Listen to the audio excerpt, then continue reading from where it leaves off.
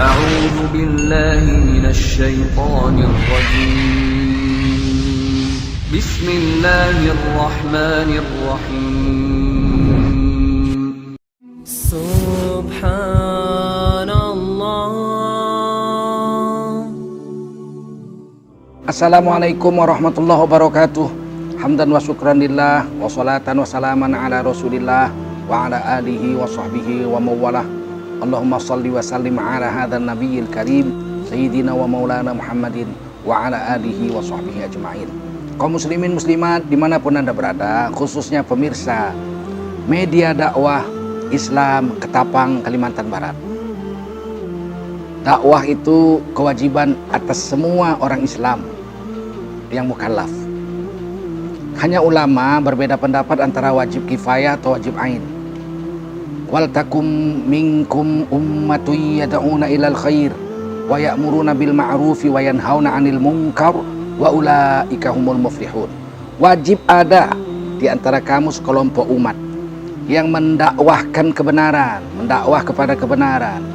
Itu wajib, itu dari kata minnya itu, minkumnya itu, minnya itu kata ahli tafsir dua artinya.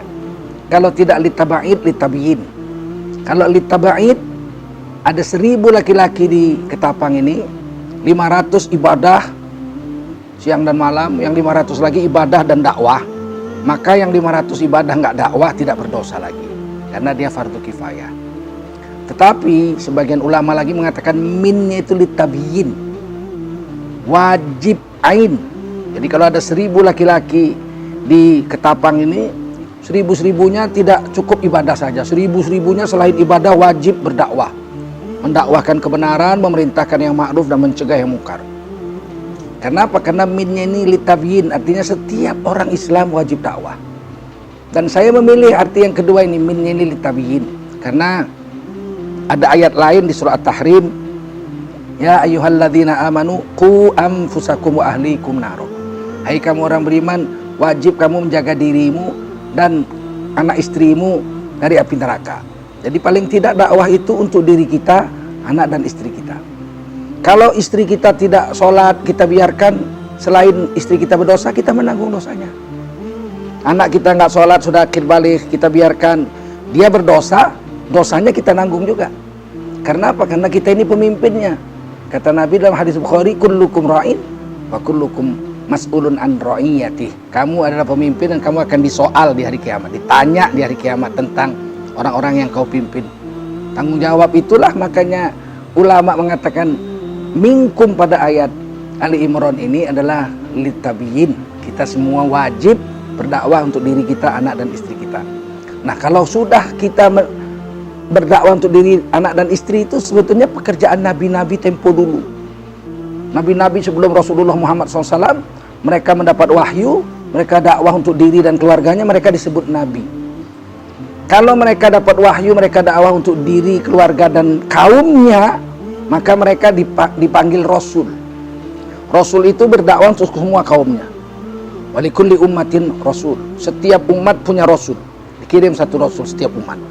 Nah, kalau kita dakwah untuk kaum, kita ajak orang yang kita kenal atau tidak kita kenal untuk taat pada Allah, maka itu pekerjaan Rasul-Rasul zaman dulu. Kalau kita untuk diri kita dan keluarga saja, itu pekerjaan nabi-nabi zaman dulu. Pantaslah Rasulullah mengatakan, umatku itu bersamaku masuk surga pertama kali sebelum nabi-nabi yang lain, itu 70.000 orang dalam rombonganku. Wa ma'iyya bisaba'ina alaf min ummati. Rombongan pertama masuk surga Rasulullah, kunci surga di tangan Rasul. Bersamaku, kata Nabi, 70.000 umatku masuk surga, rombongan pertama sebelum nabi-nabi dan umat yang lain masuk. Kita tentu berpikir bagaimana umat Nabi bisa masuk surga bersama Rasulullah, mendului umat-umat yang dulu dan mendului nabi-nabi yang dulu. Pasti mereka ini adalah pendakwah-pendakwah, orang-orang yang menyebarkan agama terhadap kaumnya. Kalau kita ini kaumnya seluruh dunia ini, seluruh manusia ini adalah umatnya Rasulullah Muhammad SAW. Karena Nabi Muhammad itu diutus untuk seluruh manusia. Nah, ambil bagian dalam dakwah, jangan biarkan kemaksiatan merajalela. Jadi ada 3 kerja kita. Mendakwah orang untuk mau mengerjakan kebaikan, dan kebaikan itu tentu mengikuti Allah dan Rasul. Yang kedua, memerintahkan untuk berbuat yang ma'ruf. Jangan diam aja. Orang diam, nggak mau mengerjakan yang ma'ruf. Harus digerakkan.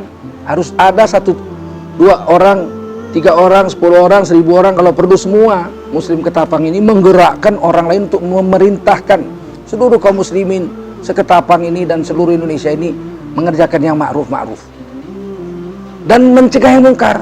Tidak boleh ada minuman keras dijual, tidak boleh ada judi, tidak boleh ada pelacuran, yang mungkar tidak boleh, yang merugikan orang lain. Mungkar itu dosa besar yang merugikan banyak orang, yang merugikan orang lain.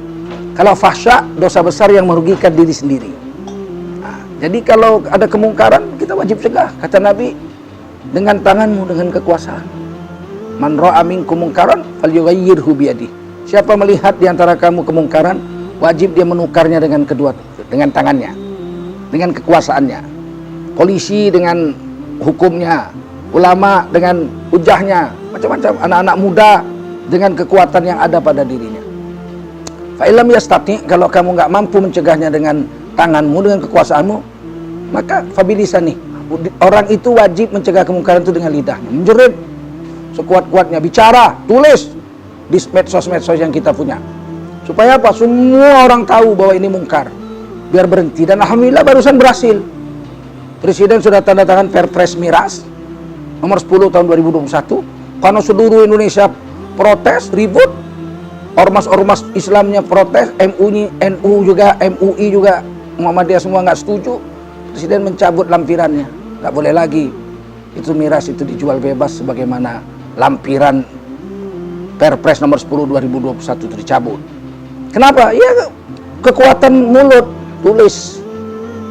Kalau nggak bisa juga, fa'ilam yastati, kalau kamu nggak mampu mencegahnya dengan lidahmu, ya fabi qalbihi, hati kita. Orang itu harus membenci dengan hati. Tapi dia ada catatan garis. Wadzalika ad'aful iman. Membenci dengan hati terhadap kemungkaran itu iman paling lemah. Enggak merubah keadaan. Seperti kita jemur padi di depan rumah, dimakan ayam. Datang ayam tetangga 300 ekor makan padi kita. Kita cuman melihatnya dengan rasa benci. 1 hari habis padi kita dimakan ayam. Tidak merubah keadaan. Kalau dengan mulut 4 kali aja kita bisa usir, dia lari, balik lagi, usir sekali lagi, dia udah nggak lari. Usir kita cuma noleh aja. Usir ketiga dia makan aja. Nah, kita harus bangun, kejar-kejar itu ayam. Sampai sore dia nggak akan berani kembali lagi. Kalau masih lihat kita ada di situ. Makanya mari kita buat dakwah dengan segala kekuatan yang ada. Batas ilmu dakwah itu cuman balighu anni walau ayat. Sampaikan dariku, kata Nabi, walau 1 ayat. Kita ini udah berapa ribu, ratus ayat kita hafal. Al-Fatihah aja 7 ayat. Kok kita nggak dakwah? Sayyidina Abu Bakar tuh baru tahu asyhadu alla ilaha illallah wa anna Muhammad Rasulullah. Hanya baru tahu itu. Hari ini masuk Islam, besok beliau bawa 4 orang, besoknya bawa 4 orang lagi. Masuk Islam 8 orang. Cuman tahunya la ilaha illallah aja Muhammad Rasulullah. Udah dia Islamkan Sayyidina Utsman, Sayyidina Thalha, Sayyidina Zubair, Sayyidina Abdurrahman bin Auf. Orang-orang utama dari umat ini diislamkan oleh Sayyidina Abu Bakar pada hari kedua dan ketiga setelah dia mengucap la ilaha illallah Muhammadur Rasulullah. Mari berdakwah, ajak, dakwahkan orang kepada kebaikan, perintahkan orang berbuat ma'ruf, cegah berbuat mungkar. Stempel di ujung ayat, wa ulaika humul muflihun. Mereka itu yang mengerjakan 3 itu adalah orang-orang yang sukses. Terima kasih, saya Tengku Zulkarnain. Wassalamualaikum warahmatullahi wabarakatuh. Waalaikumsalam.